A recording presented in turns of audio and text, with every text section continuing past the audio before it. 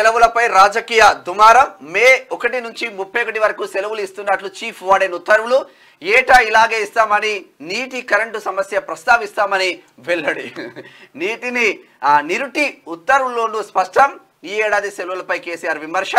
రాష్ట్రంలో విద్యుత్ తాగునీటి కొరతకు నిదర్శనం అంటూ ట్వీట్.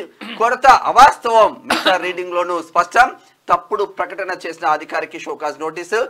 విద్యార్థులు ఖాళీ చేయనక్కర్లేదు, నిశ్చింతంగా చదువుకోండి అంటే చదువుకోండి అని చెప్పి చెప్తా ఉన్నారు ఉప ముఖ్యమంత్రి భట్టి విక్రమార్క. అయితే విషయం ఏంటంటే ఇది ప్రతి సంవత్సరం కూడా ఇస్తారు. నేను ఉస్మానియా యూనివర్సిటీ స్టూడెంట్, నాది పిహెచ్డి నడుస్తుంది ఇప్పుడు. అయితే ప్రతి సంవత్సరం ఇట్లా ఇస్తారు. ఎందుకని ఇస్తారంటే ఒకవేళ ఇప్పుడు పీజీ కంప్లీట్ అయిపోయిన తర్వాత ఈ విద్యార్థులు వెళ్ళిపోతే కొత్త వాళ్ళకి మళ్ళీ రూమ్ చేస్తారు. తర్వాత కొంచెం రెనోవేషన్ ఉంటుంది కాబట్టి చేస్తారు. అయినా కానీ వెళ్ళిపోరు, ఎప్పుడు కూడా అట్లనే ఉంటారు. అసలు ఏంటి విషయం ఏంటంటే చదువుకుంటుంటారు కాబట్టి చదువుకుంటారు. కాబట్టి వాళ్ళకు విద్యుత్తు నీళ్ళు ఇవ్వాల్సిన అవసరం 100% ఉంటుంది. అయితే ఇస్తున్నారు. అయితే గత సంవత్సరం ఎప్పుడు గుర్తుకొచ్చింది కాకకు కానీ గత సంవత్సరం చూడండి ఒకసారి. గత ఏడాది ఉత్తర్వుల్లోనూ నీరు కరెంటు కొరతను ప్రస్తావించిన చీఫ్ వార్డెన్ అని చెప్పేసి ఒక వార్త ఒకసారి ఇక్కడ లెటర్ కూడా చూసుకోవచ్చు. 2023 12/5/2023 నాడు ఇచ్చిండు.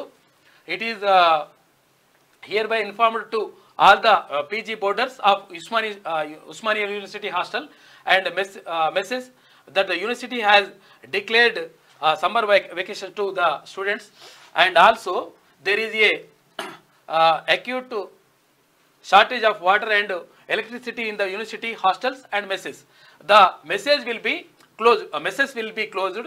అందుకని ఈ రోజు నుంచి ఈ రోజు వరకు ఇట్లా ఉంటుందని చెప్పేసి రెనోవేషన్ ఉంటుందని చెప్పేసి ఈ గత సంవత్సరం కూడా ఇట్లా నోటీసులు ఇస్తారు కామన్. అది ఇప్పుడు దాన్ని మొత్తం పెద్ద వేసేసి ఉస్మానియా యూనివర్సిటీ కరెంట్ లేదు, నీళ్లు లేవని చెప్పేసి కాక కథలు పడుతున్నాడు. నీ కథలు నడవై కాక. ఎందుకంటే నువ్వు 10 ఏళ్లల్లా ఒక్కనాడన ఉస్మానియా యూనివర్సిటీకి రాలే. ఏది సెంచరీ సెలబ్రేషన్స్కి తప్ప శతాబ్ది ఉత్సవాలకు ఆ రోజు కూడా మొత్తం అట్లా పెట్టుకొని ప్రత్యేకంగా గోడ వలగొట్టుకుని వచ్చిండు. ఎక్కడ ఈ తార్నాక్ కాడ అట్లా వలగొట్టుకుని వచ్చినావు, కథం అయిపోయింది లెక్క.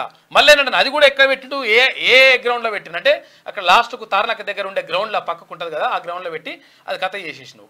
చేసి ఒక్కనాడన వచ్చినవా? ఒక్కనాడన ఉస్మానియా యూనివర్సిటీ విద్యార్థుల గురించి మాట్లాడినవా? ఇప్పుడు పిహెచ్డి స్కాలర్స్ ఎవరైతే ఉంటారో, అంటే ఎవరైతే పరిశోధక విద్యార్థులు ఉంటారో వాళ్ళకు గత ప్రభుత్వం అంటే గతంలో ఉన్నటువంటి ఉమ్మడి రాష్ట్రంలో ఉన్నటువంటి ఏ ప్రభుత్వం అయినా కానీ మినిమం నెలకు ఒక 10,000 రూపాయల ఏది స్టైఫండ్ అది ఇచ్చేది, ఏది ఫెలోషిప్ ఇచ్చేది. ఎందుకనంటే వాళ్ళు పరిశోధన చేసుకోవాలంటే, ఏదైనా ఎక్విప్మెంట్స్ కొనుక్కోవాలంటే, లేకపోతే ఎక్కడైనా పర్యటనకు వెళ్ళాలంటే ఇదంతా కూడా ఖర్చు అవసరం ఉంటుందని చెప్పేసి గత ప్రభుత్వాలు ఇచ్చేది. తెలంగాణ రాష్ట్రం ఏర్పడ్డ తర్వాత ఈ ముఖ్యమంత్రి కేసీఆర్ అయిన తర్వాత ఒక్క రూపాయి కూడా ఇయ్యనటువంటి దౌర్భాగ్యుడు ఈ ముఖ్యమంత్రి, గత ముఖ్యమంత్రి ఎవరు కల్వకుంట్ల చంద్రశేఖరరావు. నేను చెప్తా ఉన్నా, ఒక్కరికి 1 రూపాయి ఇచ్చినవా నువ్వు? దీని గురించి ఇవాళ ఉస్మానియా యూనివర్సిటీ గురించి మాట్లాడుతున్నావు అంటే ఏమైనా సిగ్గుండాలని చెప్పేసి అంటా ఉన్నారు విద్యార్థులు.